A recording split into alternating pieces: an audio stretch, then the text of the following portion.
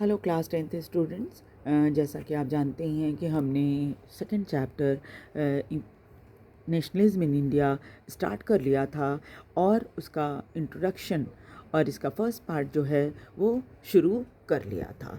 First part में हमें the first world war, खिलाफत एंड नॉन कोऑपरेशन मूवमेंट कल पढ़ लिया था हमने, और आज हम आइडिया ऑफ सत्याग्रह से स्टार्ट करेंगे। चलिए देखते हैं आइडिया ऑफ सत्याग्रह में क्या क्या बातें कही गई हैं।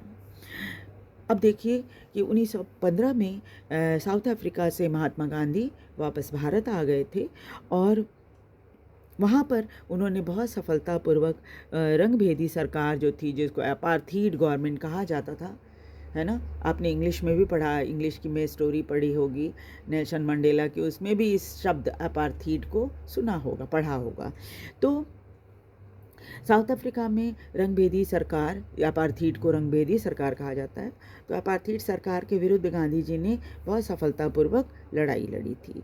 यह किसी सरकार के विरुद्ध लड़ने का एक बहुत ही नया तरीका था, है ना, और नोवेल मॉडल, है ना, नोवेल मॉडल कहा गया, नोवेल मेथड। तो ये एक नया तरीका था और ये था मास एजिटेशन, जिसमें बड़ी संख्या में लोगों को शामिल कर लिया जाता था। एक व्यक्ति आंदोलन नहीं करता था, पूरी जनता जो थी साथ होती थी उसके आंदोलन में।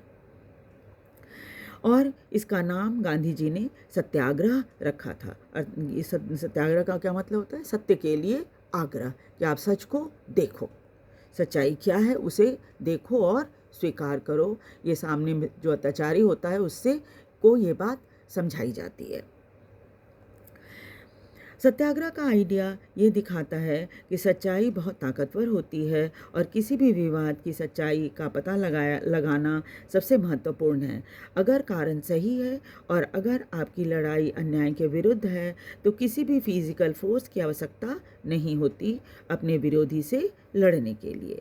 बिना बदले की भावना के भी आप अपने अत्याचारी से लड़ सकते हैं, और एक सत्याग्रही अपनी लड़ाई न सिर्फ लड़ सकता है बल्कि जीत भी सकता है। इस अहिंसा की लड़ाई को ही महात्मा गांधी ने सत्याग्रह का नाम दिया था और कहा कि एक सत्याग्रही को केवल सत्य और अहिंसा के मार्ग पर ही चलना चाहिए। ये काम आप अत्याचारी की अंतरात्मा को जगा कर सकते हैं। लोगों के साथ ही अत्याचारी को भी मजबूर किया जा सकता है कि वो सच को देखे, समझे, पहचाने और उसे स्वीकार करे, और आप उसे बाध्य भी कर सकते हो सच को स्वीकार करने के लिए। अपनी स्ट्रगल को तब तक जारी रखना चाहिए एक सत्याग्रही को जब तक सच स्वीकार न कर लिया जाए। गांधी जी का मानना था कि सत्य अहिंसा का रास्ता ही पूरे भारत को एक सूत्र में जोड़ सकता है ना। पूरे भारत को हम एक सूत्र में जोड़ सकते हैं सत्य अहिंसा के माध्यम से। भारत पहुंचने के बाद गांधी जी ने सफलतापूर्वक कई जगह सत्याग्रह मूवमेंट या आंदोलन किया। सबसे पहले 1917 में वो चंपारण गए, जो कि बिहार में है, और वहाँ के जो किसान थे, जो नील की खेती करते थे, वो उनको अत्याचारी प्लांटेशन सिस्टम से बाहर निकालने के लिए मदद करने के लिए गांधी जी चंपारण गए थे और उनको अपने लिए लड़ाई लड़ने के लिए उन्होंने प्रेरित भी किया था। 1918 में गुजरात के खेड़ा जिले के किसानों के लिए भी उन्होंने सत्याग्रह किया। यहाँ के किसान फसल खराब होने और प्लेग महामारी के कारण कर देने से की स्थिति में नहीं थे और अंग्रेज़ सरकार से अपील कर रहे थे कि उन्हें थोड़ा समय दे दिया जाए टैक्स के लिए। फिर 1918 में महात्मा गांधी अहमदाबाद गए और वहाँ के कॉटन मिल वर्कर्स की मदद के लिए सत्याग्रह किया। इस तरह से 3 सत्याग्रह लगातार 1917, फिर 18 और दोबारा से 1918 में गांधी जी ने सत्याग्रह किए और तीनों सत्याग्रह काफ़ी सफल हुए थे। उसके बाद 1.2 टॉपिक जो है वो है रॉलेट एक्ट का। चलिए देखते हैं रॉलेट एक्ट में क्या है। लगातार किए गए सत्याग्रह की सफलता से गांधी जी बहुत उत्साहित थे, इसलिए 1919 में उन्होंने यह फैसला किया कि वे पूरे भारत में रॉलेट कानून जो उस समय पास होने वाला था उसके लिए सत्याग्रह करेंगे। यह कानून बहुत जल्दीबाजी में इंपीरियल लेजिस्लेचर से पास कर लिया गया था। हालांकि सभी भारतीय सदस्य जो इंपीरियल लेजिस्लेचर के सदस्य थे भारतीय, उन्होंने इसका विरोध किया था। इस कानून से सरकार को असाधारण ताकत मिलने वाली थी और जिससे वह भारत में हो रही किसी भी पॉलिटिकल एक्टिविटी को दबा सकते थे। किसी भी पॉलिटिकल प्रिजनर को बिना मुकदमे के 2 साल तक जेल में रख सकते थे और यही कारण था कि इसका विरोध किया गया था, ताकि अंग्रेज जो है अपनी सत्ता के विरुद्ध हो रहे आंदोलन को दबा सके। इसलिए महात्मा गांधी ने अहिंसा के रास्ते पर चलकर एक असहयोग आंदोलन, जिसे सिविल डिसोबीडियंस मूवमेंट भी कहा जाता है, वो करना चाह रहे थे इस अन्यायपूर्ण कानून के विरुद्ध। और उन्होंने यह तय किया कि इसे 6 अप्रैल को हड़ताल से शुरू किया जाएगा। उन्होंने तय किया था कि 6 अप्रैल को जो हड़ताल करेंगे हम लोग, और उसी दिन से इस आंदोलन को, असहयोग आंदोलन को स्टार्ट किया जाएगा। सिविल डिसोबीडियंस मूवमेंट जो था वो। अलग अलग शहरों में रैली निकाली गई। वर्कशॉप में काम करने वाले रेलवे कर्मचारी और इसके अलावा बहुत सारे दुकानदार, शॉप्स भी थे, उन सब ने स्ट्राइक कर दिया, दुकानें वगैरह बंद हो गई।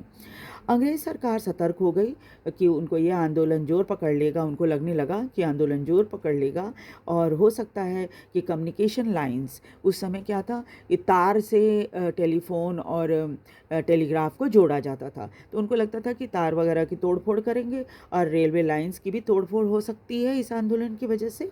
तो क्या होगा, इसलिए ब्रिटिश प्रशासन ने तय किया कि राष्ट्रवादी नेताओं को पकड़ लिया जाएगा, उनको जेल में डाल देंगे। अमृतसर में लोकल लीडर्स की धरपकड़ की गई और गांधी जी के दिल्ली आने पर रोक लगा दी गई। अंग्रेजों ने कहा कि गांधी जी को कि आप दिल्ली नहीं आ सकते, और अमृतसर में भी लोकल लीडर्स को पकड़ लिया गया। 10 अप्रैल को अमृतसर में पुलिस ने शांतिपूर्वक तरीके से प्रदर्शन कर रही जुलूस पर गोलियां चलाई। इससे नाराज लोगों ने बैंक, पोस्ट ऑफिस और रेलवे स्टेशंस पर हमला कर दिया। अमृतसर में मार्शल लॉ आप समझते ही हैं, सैनिक कानून जो होता है, जो बहुत सख्त होता है, उसे लगा दिया गया और कमांड जो है वो जनरल डायर के हाथ में दे दी गई। फिर 13 अप्रैल को जलियांवाला बाग का जघन्य हत्याकांड हुआ। उस दिन बहुत बड़ी भीड़ जो है वो जलियांवाला बाग में इकट्ठा हुई थी, और कुछ लोग जो है वो तो इसलिए इकट्ठा हुए थे कि वो इस रॉलेट एक्ट का विरोध कर सकें, और कुछ लोग वार्षिक बैसाखी थी इस वजह से इकट्ठा हुए थे, और काफ़ी भीड़ वहाँ पर जमा हो गई थी। और बहुत सारे लोग चूँकि अमृतसर के आसपास के गांव से आए थे, तो स्वाभाविक है उन्हें ये बात मालूम ही नहीं थी कि अमृतसर में मार्शल लॉ लगा हुआ है। अब जब भीड़ इकट्ठा हो गई, मार्शल लॉ में तो भीड़ इकट्ठा करने की मनाही होती है, तो जब भीड़ इकट्ठा हो गई थी तो क्या हुआ, जनरल डायर जो है सैनिकों के साथ वहाँ पर आ गया जलियांवाला बाग के बाहर में, और वहाँ पर निकलने वाला रास्ता जो था जलियांवाला बाग से जिस बाहर निकलते थे उस रास्ते को उसने रोक दिया, बंद कर दिया, और वहाँ पर जमा भीड़ पर गोली चला दी, जिससे सैकड़ों लोग मारे गए। बाद में जब उससे पूछा गया कि तुमने बिना, आपको पता ही ना, जब गोली चलाई जाती है तो पहले चेतावनी दी जाती है भीड़ को कि आप यहाँ से हट जाएं, नहीं तो हम गोली चला देंगे, लेकिन जनरल डायर ने ऐसा कुछ किया नहीं था। तो उससे पूछा गया कि तुमने ऐसा क्यों किया, तुमने बिना चेतावनी दिए भीड़ पर गोली क्यों चलाई। तो उसने सफाई में क्या कहा कि सत्याग्रहियों के ऊपर नैतिक प्रभाव डालने के लिए ऐसा मैंने किया था। तो ये देखिए, प्रोड्यूस अ मोरल इफेक्ट, कि मॉरल इफ़ेक्ट डालने के लिए हमने उनके ऊपर गोली चलाई थी, और इसलिए भी गोली चलाई थी ताकि उनके मन में हमारे लिए डर पैदा हो जाए। यानी कि हमारे लिए डर कहने का मतलब ये कि अगर आप कानून तोड़ोगे तो आपको ऐसी ही सज़ा मिलेगी। इस तरह का डर उनके मन में लाने के लिए सफाई में उसने, जब उससे पूछा गया था कि तुमने गोली क्यों चलवाई थी, तो उसने ऐसा ही यही जवाब दिया था। फिर जैसे जैसे जलियांवाला बाग कांड की खबर पूरे देश में फैली, उत्तर भारत में लोग नाराज़ होकर सड़कों पर आ गए और उतर आए, और अंग्रेज़ों के विरुद्ध कई जगहों पर स्ट्राइक हुई। जनता और पुलिस के बीच झड़पें और टक्कर भी हुई, और सरकारी दफ्तरों पर या जो ऑफिस होती है सरकारी ऑफिस, उस पर हमले हुए। अंग्रेज़ सरकार ने तब कठोर कदम उठाया, और जब सत्याग्रहियों को पकड़ा गया, उन्हें बहुत अपमानित किया गया, है ना, अपमानित किया करके, और उनको कहा गया कि भाई आप सड़क पर अपनी नाक रगड़ो, मजबूर किया गया उनको सड़क पर नाक रगड़ने के लिए। और साथ ही साथ क्या किया कि बोला गया उनसे कि घुटने के बल चलो, और जितने साहब यानी अंग्रेज़ लोग खड़े हैं, अंग्रेज़ साहब लोग जो हैं, उनको सलाम करो, ये कहा गया। और कई जगहों पे तो कोड़े लगाए गए लोगों को। और ये जो गांव है गुजरावाला, जो कि उस समय पंजाब में था, अब तो भारत का जब 47 में बंटवारा हो गया 1947 में, तो ये एरिया जो है गुजरावाला, ये पाकिस्तान में चला गया। लेकिन उस समय तो भारत का बंटवारा हुआ नहीं था, ये तो भारत की स्वतंत्रता से पहले की कहानी, स्वतंत्रता मिली थी उसके पहले की कहानी है। तो उस समय गुजरावाला तो भारत में ही था। तो इन जगहों पर बम भी फेंके थे, अंग्रेज़ों ने बम भी गिराए थे इन जगहों पर। अब जब गांधी जी ने देखा कि इतनी ज़्यादा हिंसा हो रही है, तो उन्होंने इस सत्याग्रह को बंद कर दिया। हालांकि रॉलेट सत्याग्रह बहुत जगह फैल गया था, लेकिन मुख्य रूप से ये शहरों तक ही सीमित था। गांधी जी को यह बात समझ में आ रही थी कि अब भारत में और व्यापक तरीके से आंदोलन करना ज़रूरी है, ताकि उसमें गांव, शहर, हर जगह के लोग इसमें शामिल हों। उनको लगता था कोई भी आंदोलन तभी सफल हो पाएगा जब हिंदू मुस्लिम एक साथ मिलकर लड़ेंगे। हिंदू मुस्लिम को एक करने का एक उपाय उन्हें नज़र आया था, वो था खिलाफत आंदोलन को असहयोग आंदोलन से जोड़ना।